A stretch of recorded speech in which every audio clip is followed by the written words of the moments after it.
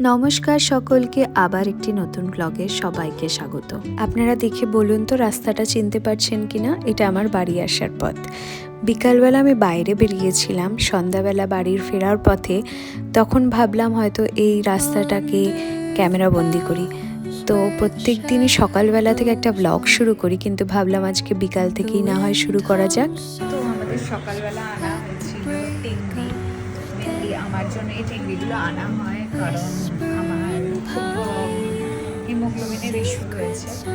তো সেই টেঙ্গিগুলো মেনলি আমি ধুই। তো আমার ধুতে অনেকটা লেট হয়ে গেছে, কারণ এই আমি কাজ থেকে এখন উঠলাম, এখন বোধহয় 9:12 বাজে। তো আমি এখন টেঙ্গিগুলো আগে ধুয়ে নেবো, ধুয়ে তারপর পরিষ্কার করে দিতে হয়, পরিষ্কার করে দেন ফ্রিজে রাখতে। বাড়িতে একটু সয়াবিনের ঝোল ছিল, তো কিন্তু রাতের খাবারের জন্য ভাবলাম একটু সয়াবিনটাকে আর একটু কষিয়ে রান্না করা যাক। মানে এর মধ্যে একটু পেঁয়াজ আরও একটু রসুন এইগুলোকে একটু ভেজে একটুখানি মানে জল জল হয়ে গেছিলো আগের রান্নাটা, তো ওটাকে একটুখানি মাখা মাখা করে সয়াবিনটাকে করছিলাম। আর পাশের আরেকটা যে গ্যাস চলছে ওটাতে দিয়েছি মাছ গরম করতে। আমি বেসিক্যালি রাতে খাওয়ার আগে যে খাবারগুলো গরম আমাদের করে হয় সকালে বেলার দিকে, সেইগুলোকে আবার গরম করে নেওয়া হয়। তার সাথে আমরা ভাতও বাড়িতে করে রাখা হয়। বলতে গেলে আমাদের বাড়িতে একজন কাকি আসেন, তিনি আমাদের সবই রান্নাগুলো করে রেখে দিয়ে যান। তিনি খুবই ভালো। তো তার এই রান্নাগুলোকে আমরা রাতে একটু গরম করে ওটাকে খাওয়ার আগে আমরা খেয়ে নিই। তো এই যে সোয়াবিনের ঝোলটাকে একটু মাখা মাখা করছিলাম, এর মধ্যে একটু কসুরি মেথি এইগুলো দিয়ে আমি মেনলি আমি রান্না করতে খুব ভালোবাসি। তো আমি খুব এক্সপেরিমেন্টও করি রান্না দিয়ে।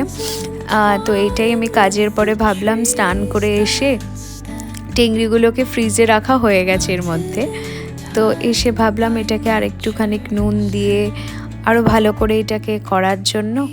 তো সেটাই আমি করছিলাম। তো এখনই আপনারা দেখলেন যে আমি নুন দিলাম, সাথে এখন একটুখানি গ্যাসটাকে একটু কমিয়ে দিয়েছি যাতে এটা একটু পুড়ে পুড়ে না যায় বা তাড়াতাড়ি এটার জলটা না শুকিয়ে যাচ্ছিলো যাতে না যায়, কারণ এটার একটু বেশি মাখা মাখা হয়ে গেলে, কারণ এরপরে আমি কসুরি মেথি এগুলো দেবো, তো সেটারই আমি জন্য খুঁজছিলাম। আর এটা আমি পুরো আনকাট রেখেছি আমি যা যা করছিলাম, কারণ আমি দেখাতে চেয়েছি, আগেই বলেছি আমি এটা প্রত্যেকটা আমার দিনগুলোকে একটা ক্যামেরা বন্দি করতে চাই, যাতে আমি একটা ব্লগ বলাটা ভুল হবে, এটাকে আমি একটা ডকুমেন্ট করে রাখতে চাই।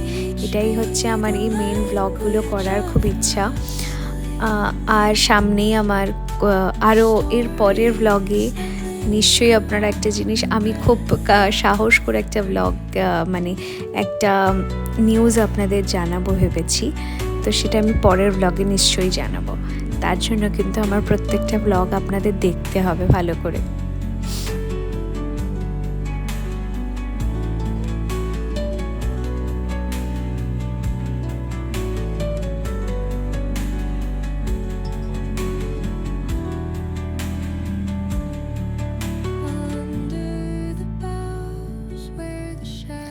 এবছর আমাদের কালী পুজোর ভাসানের কিছুটা মুহূর্ত আমি এখানে দেখাচ্ছি, কারণ আমি যখন রান্না করছিলাম তখন দেখছি আমি আওয়াজটা শুনতে পাওয়াতে আমি তাড়াতাড়ি চলে আসলাম আমি ক্যামেরাটা নিয়ে, যে এটাকে ভিডিওটাকে তুলে রাখার জন্য। তো আমিও ভাবলাম কেন আপনাদের সাথে শেয়ার করব না।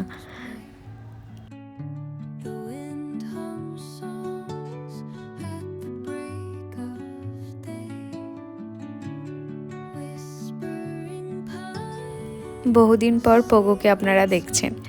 পোগো এখন ওর যেটা সবসময় যে খাবারটা খায়, যেটাকে আমি আগের বাড়ি বলেছিলাম হে, সেটা এখন খাচ্ছে। হে মেনলি একটা খরগোশের প্রকৃত খাদ্য হিসাবে ধরা হয়, যদি 85%ই ওদের হের খাদ্যের তালিকার মধ্যে হেটাকে রাখতে হয়। তো হেটা ওদের পেটের ডাইজেশন এইগুলোর জন্য খুবই কাজে দেয়।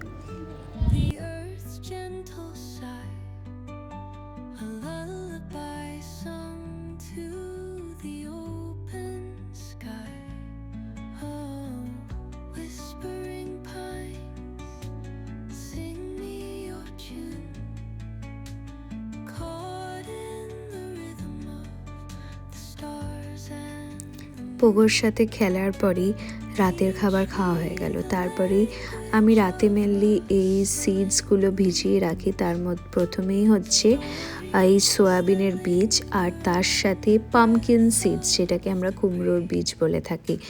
তো এই দুটোকে আমি রাতে খুবই ভিজিয়ে রাখি। তার সাথে মাঝে মাঝে আমি অ্যাডও করি আমন্ডস বাদাম অথবা চিনে বাদাম, এগুলোকেই। আর এখানে পামকিন সিডস, যেটা কুমড়োর বীজ, আমি 2 চামচ করে নেব। আর তারপরে আমি উষ্ণ গরম জলের মধ্যে এই হালিম সিডস আর শিয়া সিডস, হালিম সিডস 1 চামচ আর শিয়া সিডসও 1 চামচ করে এই উষ্ণ গরম জলের মধ্যে আমি অ্যাড করব। আমি সেটাও কিভাবে করব সেটাও আমি দেখাচ্ছি, আর তার সাথে সাথে কি কি আমি যোগ করতে চাই সেটাও ভালো মতো দেখিয়ে দেব। এখানে 1 চামচ হালিম সিডস নিচ্ছি। হালিম সিডস আয়রন লেভেল বাড়ানোর জন্য শরীরে খুবই উপকারী। তার সাথে চিয়া সিডসেরও তো প্রচুর পরিমাণে গুণ রয়েছে, সেটাও 1 চামচ করে নিলাম।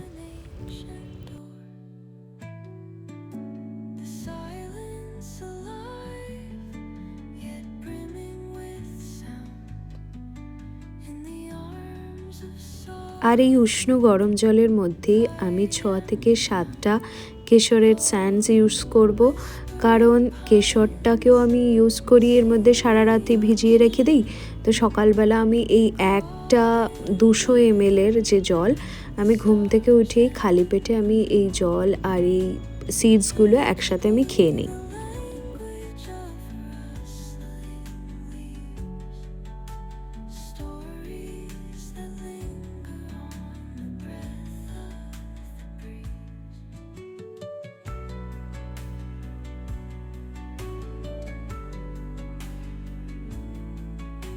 আর যেটা আমি দেখাতে একদমই ভুলে গেছিলাম, এর সাথে 6 থেকে 7খানা আমি কিশমিশ আমি অ্যাড করি। এটাকে খুবই পরিমাণে ভালো করে ধুয়ে ওই জলের মধ্যেই অ্যাড করে রাখি। তো সকালবেলা আমি এই জলটা শুদ্ধ কিশমিশটাকেও খেয়ে নিই।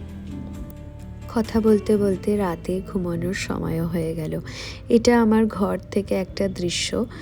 এই জানলাটাকে আমি খুব ভালোবাসি আমার ঘরের। তো রাতে এই জানলার দিকে তাকাতে তাকাতেই কখন ঘুম চলে আসে বোঝাই যায় না।